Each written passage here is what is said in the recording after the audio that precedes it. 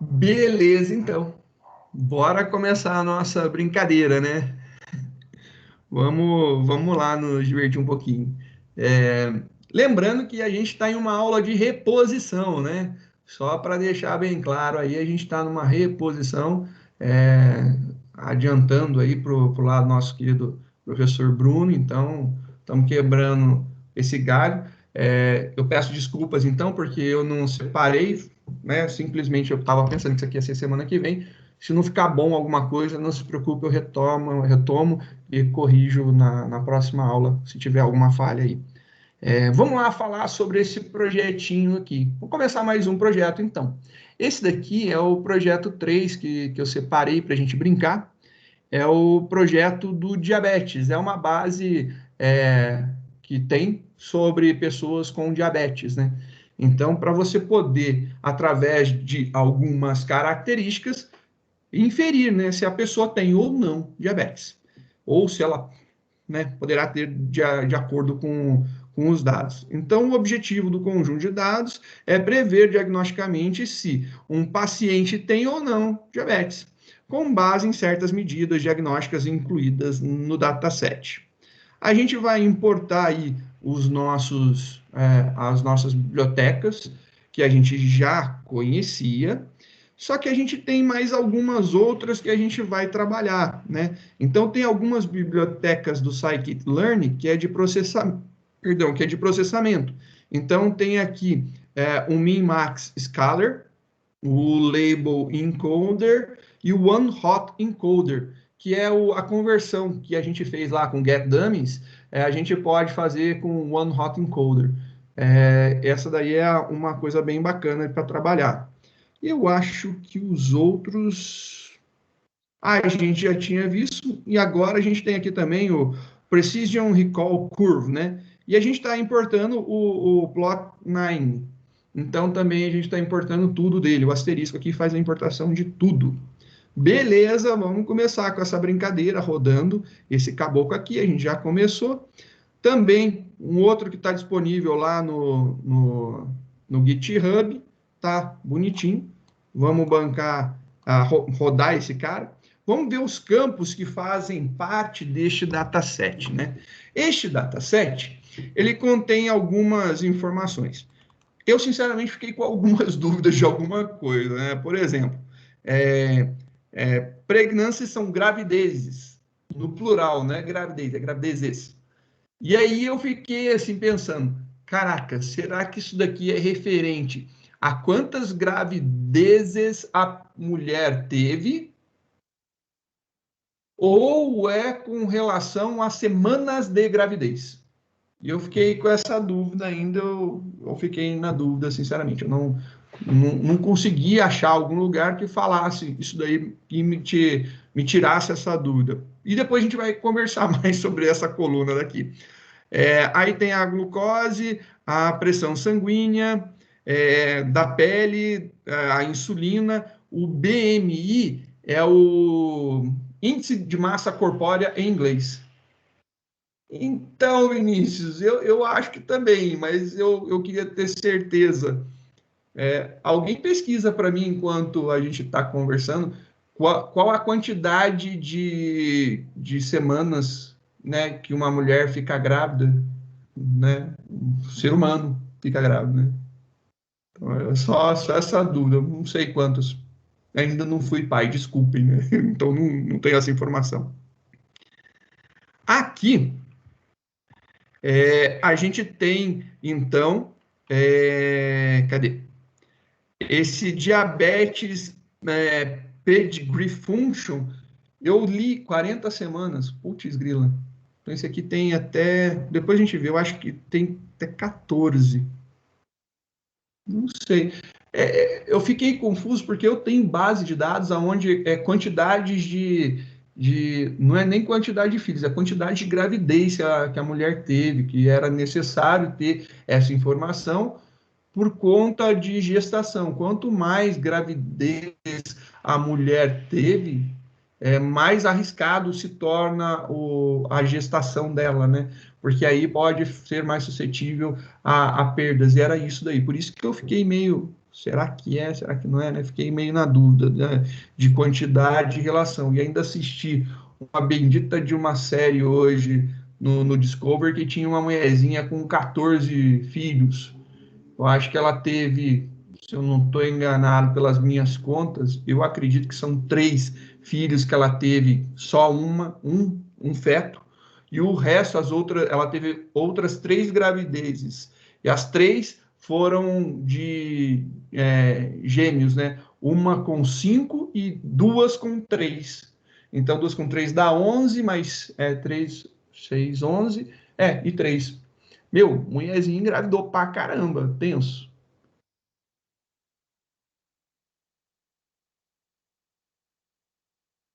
Então, essa teve várias, mas a gente tem 14 o máximo, né? Eu fiquei na dúvida, Cláudio, eu fiquei na dúvida, sinceramente. Então, vamos bater aí o que pode ser, né? Não sei. E aí, aqui, esse diabetes pedigree function, eu dei uma lidinha, é um cálculo que tem sobre alguma coisa, né? Sobre alguma coisa de diabetes, mas eu não me aprofundei em entender. Depois eu vi aqui a idade e o outcome, se é ou se não é, né?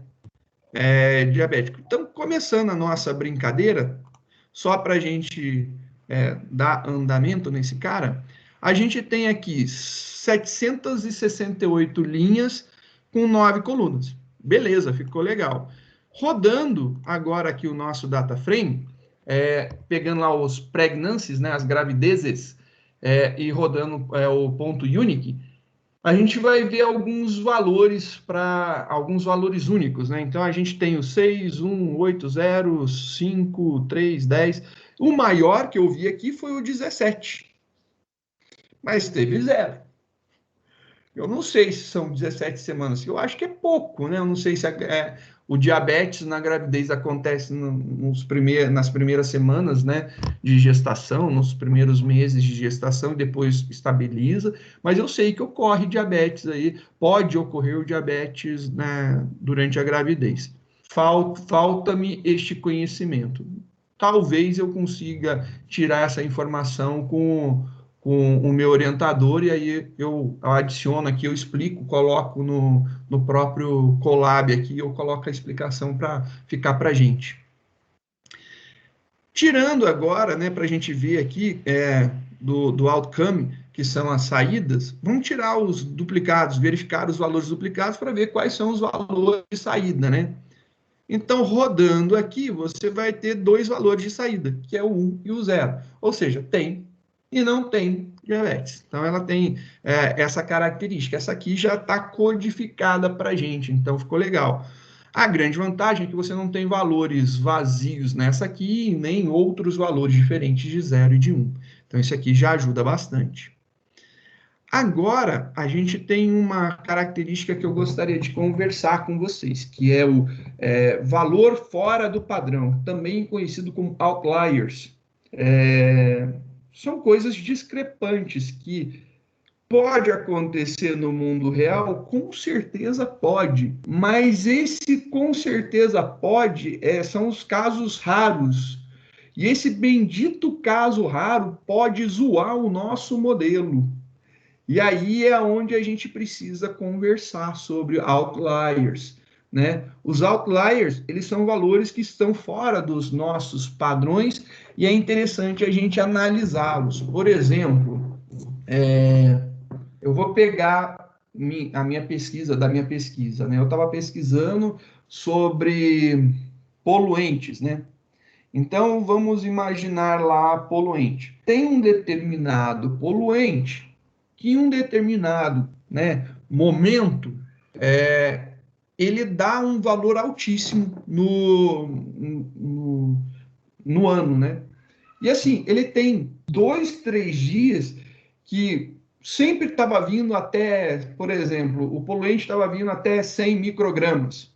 Então, por metro cúbico, estava vindo até 100 microgramas. Nunca passava disso. E aí, de repente, passou e bateu um valor de 6.000, algo assim. Aí você fala assim, caraca, o que será que aconteceu aqui que deu esse valor totalmente fora de contexto, né? Então, nesse caso, você vê a frequência de ocorrências, né? Ou fazer até um histograma ajuda bastante a localizar esses outliers, né? Ou você pegar os valores mínimos e máximos, pegar a média e a mediana. Quando você tem uma média alta e uma mediana baixa, pode ter certeza, né, que você estava vindo aqui e de repente o negócio subiu. Pode ser isso, né? Então você consegue descobrir que quando elas estão muito discrepantes, pode ter valores que estão saindo. Fazer aí o histograma, eu acho que é legal, porque aí ele agrupa por faixas de valores, né? Aí você pode ter lá uma ocorrência, ter um baita de uma baita de uma coluna, e aí as outras coluninhas pequenininhas. E aí você começa a caçar esses caras. E isso daí é importante. E o porquê que é tão importante, né? Bom, vamos imaginar que a gente vem com uma base de dados aqui, por exemplo, isso aqui tem 700 e pouco, imaginando que seja 2 anos.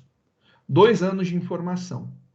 E aí, em um dado momento, ocorreu, como eu tinha falado lá do poluente, né? Por exemplo, ocorreu um grande incêndio. Um grande incêndio, aqueles incêndios tipo Califórnia, manja, que pegou fogo em tudo e aí o bicho pegou lá no local. Vamos imaginar isso daí. O nível de poluição no ar subiu muito, mas subiu muito durante aquele período de incêndio. Isso daí vai zoar o teu modelo de uma forma absurda, vai gerar erro. Porque na hora que ele pegar esse cara, se isso aí tiver, por exemplo, no treino, ele vai ficar biruta, porque ele vai ter um valor muito fora do contexto dos outros demais valores, sei lá, que tenha pego fogo aí durante 3 dias, em 2 anos. 2 anos dá aí mais de 700 dias. 3 dias, cara. Três informaçõezinhas. Esse negócio pode zoar a sua vida, entendeu? Então, esses valores que se destacam muito, eles não devem de ser utilizados. Isso daí precisa ser tratado. E aí a gente precisa fazer essa tratativa muito bem feita. Você precisa arrancar esses caras do teu modelo. Porque se esses caras estiverem no teu modelo, vai zoar o barraco. E aí não adianta você rodar, por exemplo, uma normalização de dados, né? Uma das características que a gente poderia ver aqui, por exemplo, quando você está fazendo o trabalho com números, é você tentar jogar tudo para a mesma métrica, né? Então, se você tiver, por exemplo, trabalhando com uma informação em tonelada e outra em grama, eles são valores muito discrepantes, né? É um valor muito alto para um valorzinho muito baixo. Então, uma coluna trabalha com tonelada, a outra trabalha com micrograma. Você não pode trabalhar com esses dois valores, né? Isso daí vai dar ruim. Também é um outro problema que ocorre. Seria legal fazer uma normalização desses dados. Então, você transforma esses dados, por exemplo, de 0 a 1. É uma transformação possível de 0 a 1, de 1 a 100, de 0 a 100, né? Você transforma, você enquadra esses dados nessa faixa, né? Você coloca isso daí. E aí eles vão ficar na mesma faixa de valores, também resolve. E isso facilita também para você analisar esses caras, esses tais de outliers. Aonde você vai pegar alguma coisa que esteja muito discrepante, você vai ficar com muitas, por exemplo, se você colocar de 0 a 100, você vai ficar lá com valores, né, bem pequenos, 1, 2, 5, 3, 4, 2, e aí de repente vai surgir um 80. Aí você sabe que você deve de olhar esse cara daí, porque provavelmente é algum dado que ou ele está errado, ou é uma ocorrência muito anormal. Por exemplo, se voltando, pegando lá o dado de poluentes, uma queimada, né? Pode ter ocorrido uma grande queimada. Sei lá, se você for pegar número de acidentes de trânsito. Normalmente, os acidentes de trânsito têm uma quantidade, né, que você vai seguindo. Em um determinado dia, teve muitos acidentes. Por quê? sei lá, pode ter tido o primeiro acidente que ocorreu foi um caminhão que vazou óleo na pista e nesse dia estava nublado. E aí os carros não conseguiam frear e batiam. E aí você vai ter uma grande incidência naquela região né, que você está analisando, naquela pequena região que você está analisando, você vai ter uma grande incidência de acidentes. Isso daí vai sair fora do teu valor padrão, ele vai ficar muito discrepante, né? E isso daí pode ser ruim para a gente analisar. Ah, mas essa ocorrência é importante. Sim, ela é importante, mas ela não é o que determina a sua condição padrão de análise. São as exceções. Então, a gente trabalha manipulando o que é mais padrão possível. E aí a gente extirpa da nossa análise o que são ocorrências ínfimas, que são as exceções. Arranca mesmo, sem dó nem piedade, porque esse cara acaba zoando o barraco. E assim, zoa de uma forma absurda. É uma coisa absurda. Então, tratar outliers é muito importante. Porque, às vezes, eu acredito sempre assim, testa com e depois você testa sem. Você testa com e aí você vai ver que ele vai puxar os valores, quando tem uma discrepância muito grande, ele vai puxar os teus valores muito para próximo do outro, porque esse cara é muito alto, né? Então ele vai gerar um erro muito grande. Você arranca esses caras, o teu erro cai abruptamente. Então é muito importante trabalhar com essa ideia assim. Testa com seus outliers, arranca ele e testa de novo, sempre analisando as suas métricas, né, para verificar se as suas métricas, se elas diminuem o erro. Quando diminui o erro? No que a gente analisou aqui, quando, por exemplo, utilizando a análise pela curva ROC, quando chega mais próximo do 1, né? Quando a acurácia chega mais próxima de 1. Então, quando os erros de tipo 1 e tipo 2 diminuem, então a gente tem aí essas características que a gente já brincou. Então, fica aí a dica sobre os outliers, que são esses valores que diferem do grande volume de dados daquela mesma coluna. E aí a gente também tem alguns problemas de diferentes unidades, né, de medidas aí, que também pode ser um probleminha a gente fazer transformação, né? Novamente, a gente vai falar aí de separar os nossos dados em treino e teste, só que hoje a gente vai fazer agora o da validação, para vocês verem, né? Então, vamos ver aqui. A nossa função de divisão, de separação, né? Que a gente tem, é essa daqui. É o Train Test Split. A gente tem essa aqui. Não existe um Train, Validation e Test Split. Não existe essa daí. Não que eu não tenha procurado, não que eu falei assim, por que não, né? Seria legal, mas essa benditinha daqui é a que a gente tem.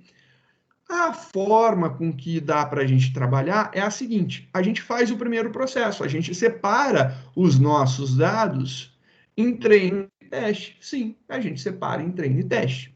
E aí, você, por exemplo, pode separar. Nesse caso, a gente está pensando em pegar aqui 70% para treino, 10% para validação e 20% para teste. E aí você pode pegar de várias formas, né? Uma das formas, que é a que eu montei aqui, a gente separa primeiro treino e teste, e aí você fica lá com os dados de treino 80% e os dados de teste 20%. O teste é 20%, tá ali, você reserva ele. Só que os dados de treino, agora você precisa pegar uma partezinha dele, e aí essa partezinha daí tem que ser equivalente a 10% do total. Aí, para você pegar esses 10% do total, que é a grande mágica do negócio. Então, você vai pegar 10% do total. E aí, você vai brincar em cima disso daí. E aí, você vai fazer a divisão dos seus dados de treino, de tal forma que você consiga pegar 80% pegar 70% dos seus dados para treino e deixar os 10% do total, né? Você vai deixar para validação. Só que você tem que lembrar que ele analisa isso daí não mais de 0 a 80, como a gente está fazendo, né? Mas ele analisa isso aí sempre de 0 a 100, né? Ele está imaginando 100% do seu volume de dados, você vai ter que fazer alguns cálculozinhos aí para chegar nisso, mas é bem simples, não tem nenhum enrosco em fazer. A gente vai brincar aí com uma calculadora para testar. Então, vamos pensar aqui nos nossos testes, né? Pegar 20%, a gente já sabe que é o 0,2, né? 20 dividido por 100, né? 0,2. Só que aí, imaginemos, né? A gente tem 100 dados, 100 linhas. Se eu pegar 20%, então, se eu pegar 20%, eu estou pegando 20 linhas. E eu vou deixar 80 linhas para o treino, correto?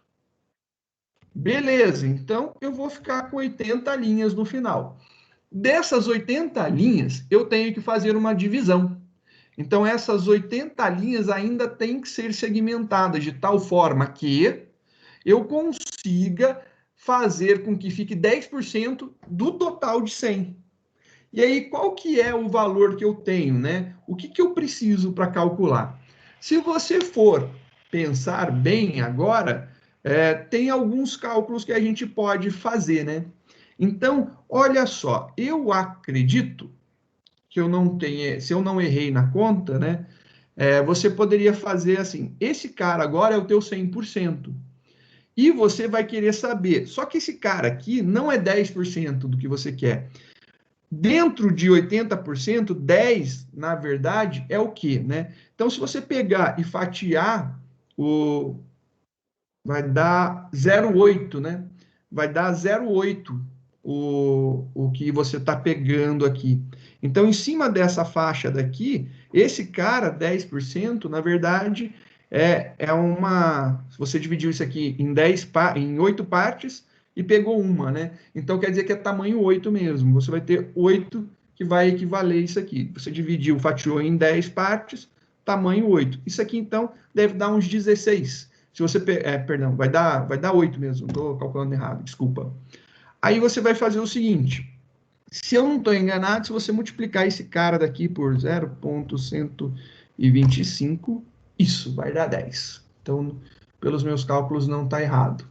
Então, é 12,5% desse total aqui para ter 10. Então, 12,25%. 12,5% para ter 10. E aí você tem aí 12,5%. Então, esse é o valor que você tem que multiplicar agora, que é o que vai ser a tua base de validação. Então, você vai ter que separar esse cara. Você não pode colocar 10, né, 0,1. Você tem que colocar 0,125 para poder pegar essa faixa. Então, isso vai ficar assim, né? Só para mostrar aqui. Vou colocar aqui do lado para vocês verem o cálculo que a gente fez, né? Tenho lá o meu treino e meu teste, beleza? Então, vou utilizar a função train, teste, split, para pegar o meu data frame todo o meu conjunto de dados, e vou dizer que a parte de teste vai ser 20%. Beleza, peguei 20%. Até aí, sossegado, rodou. Então, o que eu estou fazendo? Eu estou pegando 80% do meu 100% do data frame para treino e 20%, que é isso daqui, do meu data frame para teste. É isso que eu acabei de fazer. Agora, eu tenho aqui novamente treino e validação. Eu vou ter que modificar o treino, porque o treino ele está contando que seja tudo isso. E, na verdade, eu ainda tenho que arrancar essa partezinha da validação. Então, eu vou rodar train, val de validation, e aí eu coloquei aqui train, teste, split. Só que agora, a base que eu vou rodar não é mais o meu data frame todo. Então, aqui eu tenho meu data frame todo, nesse carinha daqui. Nesse daqui é só o meu treino. Então, eu vou ter que rodar em cima desse cara daqui. Então, é em cima do train. Então, eu estou pegando aqui, ó, train, de treino, que foi a base que a gente gerou aqui com 80% dos nossos dados. Teste vai ser 0,125, 12,5%. Então, a gente vai fazer essa jogada agora para a gente chegar no valor de 10, que seria o que a gente quer, que é esse total daqui. Então, o que ele vai fazer? Só para ver, dá 3, 13, beleza. 87,5% 5% desses dados, então aqui, desse cara daqui, 87,5% vai ser o meu 70%, é equivalente ao 70%. Então, ele vai pegar essa parte aqui. Então, isso daqui, esse 70 aqui de baixo, ele equivale a 87,5% dessa barrinha azul daqui do meio. Esse trechinho em vermelho, ele equivale a 12,5% de tudo isso daqui. Então, ele vai pegar esse cara aqui e calculou 12,5%. É meio chatinho, mas é isso daí para pegar dessa forma. Então, se você vai executar em cima do train agora, e olha só aqui a fala, ó, é 87,5% de 80% do treino, né, que é o 80% do data frame. Então, o treino está equivalendo a 80%, não é 100% data frame, é 80% dele, que é, né, o treino. Isso aí vai dar 70%. E esse cara 12,5% vai dar 10%. Aí, no final, o nosso teste não mexeu. Então, o teste ficou 20%, a validação ficou 10% e o treino ficou 70%. Somando tudo, você tem a quantidade total que era necessário aí, que são os 100% dos nossos dados. Essa daí é a mágica que a gente precisa fazer para fazer essa separação. Depois que você pegou a mãe, você sempre vai usar lá o 02, o 0125. Literalmente fica maceteado isso daí depois. Mas fica só essa dica daí. Rodando, então, agora a separação, né? Vamos rodar aqui a separação. Rodou bonitinho. Agora tem um cara que a gente vai usar, o DataFrame.shape. O ponto shape, ele vai mostrar para a gente quantas linhas e quantas colunas tem o nosso data frame. Eu estou rodando em cima do data frame, porque a gente tem essa informação aqui, ó. Esse data frame, ele tem 768 linhas com 9 colunas. Então, se eu rodar aqui df.shape, ele vai ter que dar 768 e 9. E ele tá, lembrando, ele retorna entre parênteses é uma tupla. É uma lista que não pode ser modificada, né? Então, ele retorna uma tupla para a gente com esses dois dados, que é quantidade de linhas e quantidade de colunas.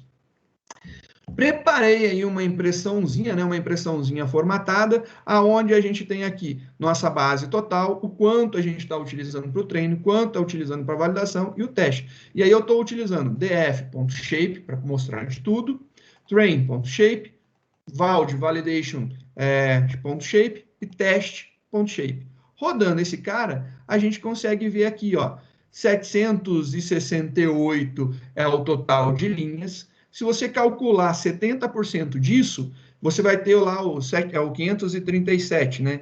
Então, calculando para a gente ver 768, e a gente multiplica isso por 0,7. Opa. Mas não está funcionando o meu teclado. Tá. Eu desliguei. Só para ver. Tá zoado. Aí o 768 vezes 0,7, né? Eu quero 70%. Dá exatamente lá o 737. Ficou 737.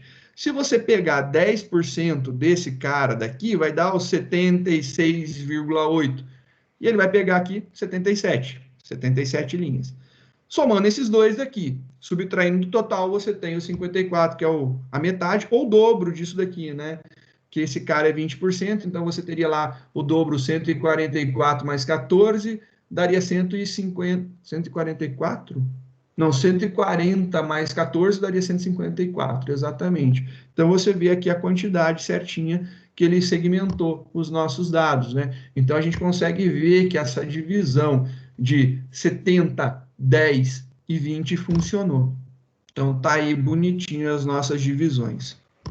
A gente vai retirar as colunas que a gente não vai usar e vai fazer a limpeza aí dos dados vazios, né? Rodando esse cara aqui para a gente ver, ele não tem dados vazios, né? Agora, o que a gente vai fazer é tratar as variáveis numéricas, se tiver medidas diferentes. Então, se lembra que eu falei de tentar Deixa eu colocar esse cara aqui um pouquinho maior.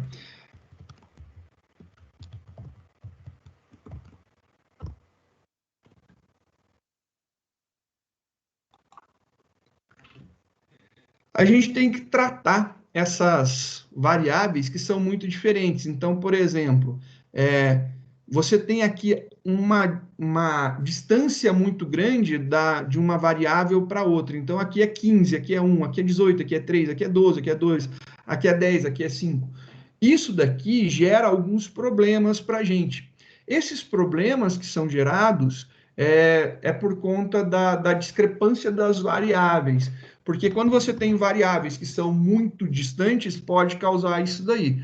Para que a gente possa fazer uma transformação, colocando isso dentro de uma faixa aceitável, a gente vai utilizar aqui o iLock, que ele vai pegar as colunas que a gente quer, e a gente vai utilizar o Min-Max Scaler. O Min-Max Scaler, esse cara daqui, ele vai fazer esse ajuste para a gente, vai colocar dentro de uma determinada escala, e ele vai transformar isso para a gente poder trabalhar. Então, se você rodar esse cara daqui, ele deve dar um warning, mas sem problemas, ele reclama somente para verificar se você não deve usar o lock ao invés do iLock. Eu rodei com o lock, funcionou numa boa, estou usando ele.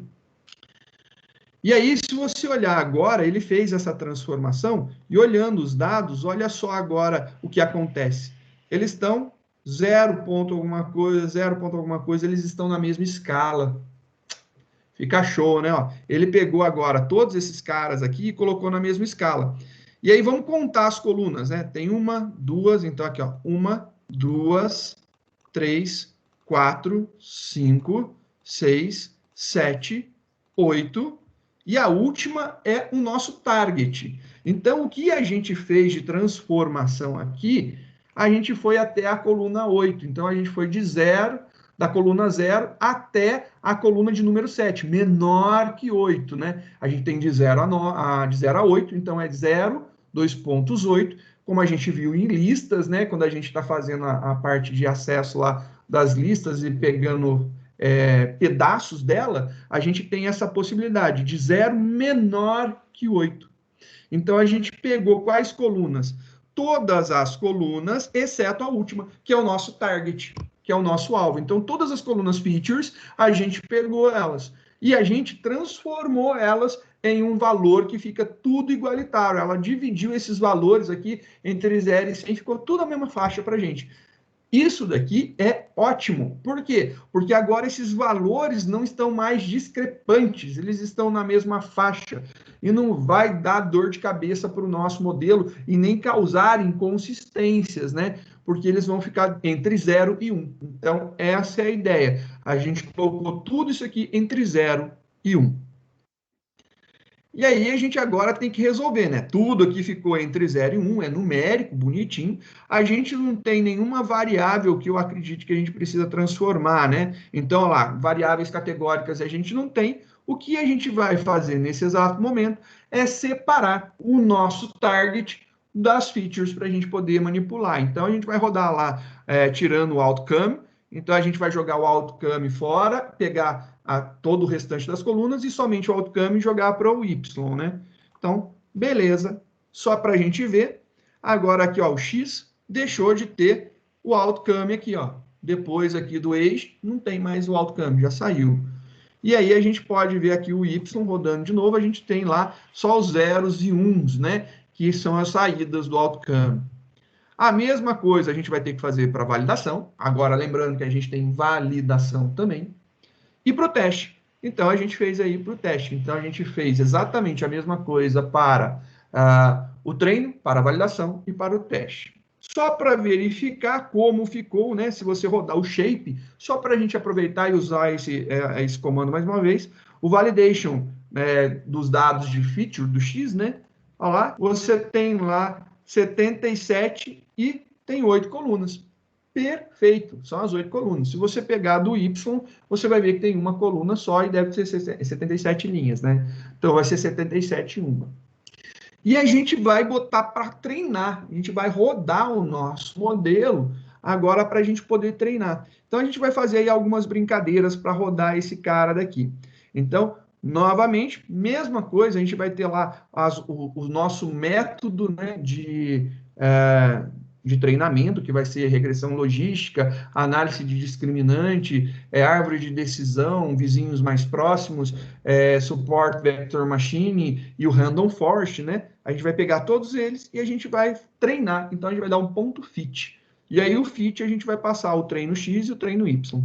Pá, rodou e ele já treinou para a gente. Legal.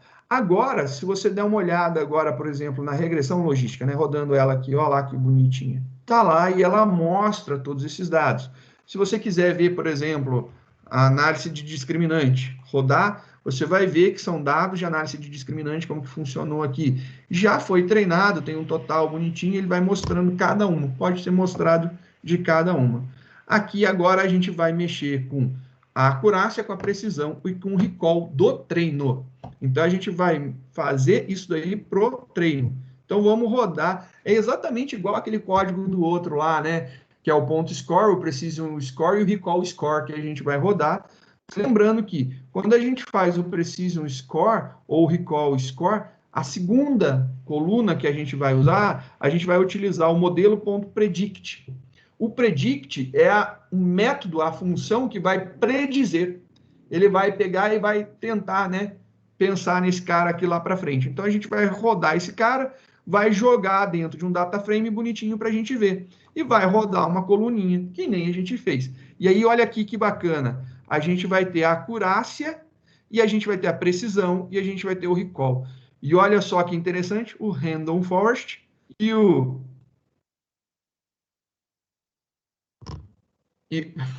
E a árvore e o Decision Tree, eu fiquei olhando os dados, eu me perdi, desculpa. Eu fiquei olhando aqui, analisando. Que viagem minha, né? Desculpa. E aqui o Decision Tree também ficaram, né? A árvore de decisão, eles ficaram 100%. E aí tem algumas coisas que a gente pode verificar, né? Se lembra que eu falei que normalmente o modelo tem erro, né? Normalmente o modelo tem erro. Tem. É verdade. Normalmente o modelo tem erro. E é o que, que acontece quando ele tem erro, né? Quando ele dá esse 100% de tudo, ocorre um tal de overfitting. Ou seja, você teve um super treinamento do seu modelo.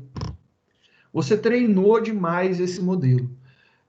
Quando a gente fala de treinamento, não é porque eu preciso treinar que ele precisa ter o máximo de treino possível. Às vezes, quando você roda, ele treina tanto, né, que ele fica super assertivo. E isso daí é mentira. E a gente tem, então, o overfitting e o underfitting, né? Eu acho que é isso, né? Underfitting. Acho que é o overfitting e o underfitting. Que você deve verificar esses caras, né? Então, isso daí precisa ser verificado. E como que a gente verifica? A gente verifica rodando as métricas agora para validação. Então, agora, a gente vai rodar as mesmas, né, as mesmas métricas para validação. A gente tinha rodado para treino, agora a gente precisa rodar para validation, né? Vamos rodar esse cara aqui, exatamente a mesma coisa, vai gerar uma tabelinha aqui para a gente. E olha só agora. Mudou. Opa, mudou pra caramba, ó. Esse aqui ficou 79. Só que a árvore de decisão ficou 74. Eu acho que agora ficou jóia. Aqui eu consigo ver que ficou com um precision bom, de 81. Se eu fosse pegar esse cara, né, sem analisar nada, né, olhando só pela acurácia, obviamente a gente cairia nesse caso daqui, de 79% aqui de acerto, né, que é o tal do Random Forest. Você utilizaria o algoritmo do Random Forest para poder predizer as suas, para poder predizer se as pessoas têm ou não diabetes, né? Só que acontece aquele negócio maravilhoso da nossa matriz de confusão, né? Vamos rodar agora para o teste para a gente ver também. Olha só o teste. O teste, se você for pela acurácia, agora o SVM está melhor. Aí você já tem um problema aí no SVM e o SVM está melhor. Então, a gente já tem as 3 matrizes geradas, e aí o que acontece? A gente tem que trabalhar em cima da matriz de confusão. A matriz de confusão, ela vai ser utilizada para o entendimento do nosso problema. Como eu disse, não é sempre que a acurácia é a melhor solução. Alguns casos, a métrica que deve ser utilizada é a precisão, em outros casos é o recall. Vamos entender o que acontece. Se eu chegar aqui, os dois, né? Se eu acertei se eu acertei que sim ou se eu acertei que não, já está safo para a gente não precisa analisar. A gente tem que analisar os dois erros, né? Então vamos pensar aqui na verdade. A pessoa não é diabética. E eu chuto como ela sendo diabética. Eu falo, olha, eu acho que você é diabético. O que que essa pessoa vai fazer? Então, vamos imaginar seu caso. Eu chego assim, olha, filho, você fez um exame aqui e deu que você é diabético. O que que você vai fazer? Bom, no mínimo, você vai pensar em começar uma dieta, alguma coisa, procurar um outro médico, fazer exames mais avançados, mas você se cuidou. Quando eu falo que você tem uma doença, você vai lá tentar se diagnosticar novamente, pegar uma outra opinião, fazer um tratamento. Só que na hora de fazer os tratamentos, você vai precisar fazer novas medidas, né? Novos exames. Sei lá, você pode ter feito aí o exame do furo do dedo, né? Do sangue. Esse exame, ele mostra as coisas certas, mas vai que você estava com a mão um pouco suja, com alguma coisa, pode ter dado lá, sei lá, você molhou o dedo em refrigerante, dá diferença pra caramba. Aí você vai lá, o dedo tem que estar limpinho, tem que estar, né, higienizado. Você não limpou, você esqueceu, mediu, aí deu alto, você, né, marcou isso daí. Beleza. Agora você vai fazer os testes novamente, o exame de sangue, coleta de sangue para ver, fazer a curva glicêmica para ver como é que é, fazer medições de algum, para verificar se realmente você é. Agora vamos imaginar o segundo caso, né, de falsos, né, de falsas respostas, né. Eu chego e pego alguém que é diabético. O cara é diabético, ele ainda não sabe, né? Ele é diabético. E aí eu digo que ele não é. Aí o cara não se trata. Aí o cara pode ter vários problemas de saúde em decorrência do diabetes. Quando descoberto tarde demais, porque ele fez lá o teste através do nosso modelo. Ele é diabético, aqui é o maisinho, é diabético. Porém, a resposta do nosso modelo foi que ele não era. O nosso modelo respondeu: não, você não é diabético. E aí o que, que acontece quando o nosso modelo diz: não, você não é? O cara acredita que ele não é e ele não vai procurar saber. Então ele fala: não, beleza, o negócio diz que não. Então ele não vai procurar fazer um exame. E aí, como ele não vai procurar fazer um exame, isso aí pode levar o cara a ter problemas sérios. O diabetes é uma doença que pode sim evoluir para, né, coisas bem graves. Então ele pode, sei lá, perder um membro, uma visão, ter falência de órgãos, pode vir até óbito por conta de não cuidar disso daí. Então é muito importante você saber qual que é o erro mais importante qual que é o erro mais significativo no teu problema. No nosso caso aqui, da medida do diabetes, com certeza é o erro do tipo 2, aonde eu tenho aqui os falsos negativos. E é isso daqui que a gente precisa analisar. Então, o que, que vai ser a minha medida de importância? Acurácia, precisão? Não, é o recall. O recall é o que eu devo de olhar. Então, vamos voltar e olhar aqui. Esse cara daqui, cadê? Esse cara aqui, ele teve um overfitting, tanto no Decision Tree como no Random Forest. Se eu pegar olhar o recall, vamos dar uma olhada. Ó. Esse aqui deu 63, KNN deu 63. Bom, esses dois eu ainda estou na dúvida porque ocorreu o super treinamento. Vamos olhar lá os dados de validação, né? Olhando os dados de validação, o recall 0505, opa, esse aqui ó, já começou. Ó. Esses dois realmente são bons. Então, mas o melhor por enquanto é o Random Forest. E agora, se eu testar os meus dados, né, eu vou tentar predizer com os meus dados de teste. Tentando predizer com os meus dados de teste, olha só, esse cara daqui teve 82, 87, Olha só o que aconteceu. Ele não é mais o Random Forest, que poderia ser o melhor. Ele está dizendo que é a análise de discriminante. Então, esse cara aqui, utilizando a métrica do recall, é o melhor por enquanto. Então, métrica do recall, esse cara é melhor. Porque se você pegar pela acurácia, você cairia aqui no 78, ó, iria lá para o SVM. Mas se você fosse pela precisão para poder utilizar, muito provavelmente você cairia também no SVM. Só que se você for pelo recall, o recall te joga lá para análise de discriminante. E aí, a gente roda a nossa matriz de confusão. Então, vamos lá, rodar a nossa matriz de confusão e a gente vai ver aqui, vamos analisar. Ó, a gente fez aqui uma análise, olha só que coisa absurda, né? Aqui é 1 e 1, beleza, 35, 0 e 0, 77. Mas ele tem um 30, cara, é alto. Aqui é erro alto. E esse aqui é o erro que a gente estava pensando. Também 12 ainda é um erro alto. Mas, né, já está indo lá bacana. Se a gente fizer agora, rodar as nossas análises dentro de uma curva ROC, né? Colocar lá a curva ROC. Olha só, o Decision Tree realmente ele é muito ruim. Ele é o piorzinho de todos. Então você começa a analisar que esse cara não é bom. Então lá, ele tem 64% de área debaixo da curva. Os outros são bons. Ó, esse vermelho daqui, o KNN também não é muito legal. Esse marronzinho daqui, que é o Random Forest, ele também não é legal. Ó, aqui pegou a pau. Ó. O Random Forest, nesse caso, não é legal. Random Forest 82. Eu tenho agora entre o SVM, a regressão logística e o análise de discriminante. Então, são aqui os que estão se sobrepondo, né? Você pode ver que aparece mais, pelo menos aqui para mim está aparecendo mais, o laranjinha. Então, eu, pessoalmente, pensaria em pegar esse cara. Por enquanto está ele. A gente iria pegar lá a análise de discriminante, o algoritmo que a gente utilizaria. Só que a gente tem agora uma curva que é inversa.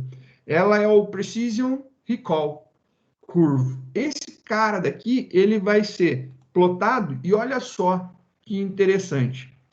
Ele tem uma outra métrica, né? Ele tem uma métrica diferenciada. E a métrica dele continua dizendo que, ó, ele ainda fala que nesse caso o SVM é bom, mas eu ainda falo aqui, ó, em todos os casos a análise de regressão de discriminante bateu bem, 73. Eu pessoalmente eu seguiria por essa. Então você consegue tirar aí uma análise em cima disso. Olhando aqui, ó, ela é o que está mais desse lado, né? Ó, está mais se sobrepondo. Então ela está aqui. Então esse gráfico mostra para a gente que você poderia cair para o SVM, né? Cair aqui. Lembrando, eu estou falando SVM porque é o algoritmo que a gente está utilizando. O SVC é o SVM para classificação, né? Então, Support Vector Classifier aqui, né? A gente tem esse cara. Então, a gente tem essa separação. Eu iria de análise de discriminante também, nesse caso aqui, que iria dar bom. Daria aí uma acurácia de 73%. Não é tão ruim, não. Eu acho que deu bom. Aqui em cima, você veria que vai dar um acerto de 87%. Então, você está dentro de uma faixa boa de acerto de valores, né? Isso daí eu acho bem bacana para a gente testar, manipular e usar. Eu acho que vale muito essa brincadeira daqui de você pegar e trabalhar em cima de gráficos. E aí vem uma piadinha, né, maldosa que sempre pergunto como é a análise de dados é só ver gráfico. Eu vi isso daí num dos grupos que eu participo. Não é. Não é só isso. A gente tem bastante trabalho de transformação de dados, de manipulação, de conhecimento, de entendimento, de saber o que, que é, e graficamente você vê mais rápido as coisas. Eu gosto de ver em forma de tabela muitas coisas, mas dependendo da quantidade, do volume, não dá para a gente analisar com uma tabela. O gráfico mostra mais rapidamente, né, o que está numa tabela ali mais facilmente para a gente. Bem, galera, eu acho que é isso daqui nesse cara. Vocês têm alguma dúvida? Gostariam de fazer alguma pergunta? Alguma coisa que ficou para trás?